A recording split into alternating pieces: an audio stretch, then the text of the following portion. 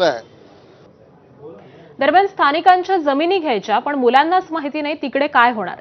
स्थानिक मुलं त्यासाठी तयारच नसतात आणि त्यामुळे बाहेरून लोंढा येतो आणि इथे बसतो, असं म्हणत राज ठाकरेंनी सरकारला सवाल विचारलेत।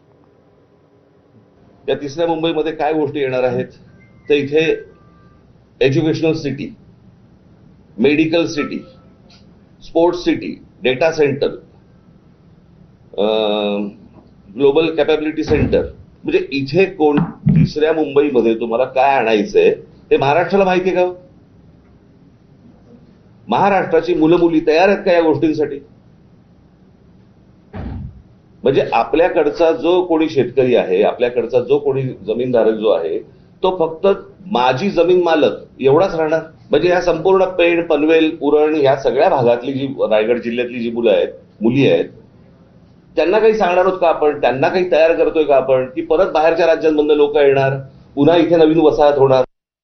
फालतू गोष्टी आहेत त्या, अत्यंत फालतू गोष्टी आहेत। पालकमंत्री, पालक म्हणजे कोण? आईबाप ना? यांना आईबाप मानायची का? माझं मत आहे, सरकार नावाची एक गोष्ट असते, सरकारने ह्या गोष्टींचे निर्णय घ्यायचे असतात, सरकारने आपल्या लोकांचं जे काही हित आहे ते सांभाळायचं असतं। म्हणजे आता त्या सिंगापूरच्या कुठच्याही कंपनीला सांगितलेलं की 30 आठवड्याच्या आत आम्हाला संपूर्ण आराखडा आखून द्यायचा आहे। माहितीये का रायगडला? आमच्या मुलामुलींना माहिती आहे का? उद्या इथे कोणत्या प्रकारचे जॉब्स येणार आहेत काही कल्पना आहे का आपल्याला? काही माहिती नाहीये।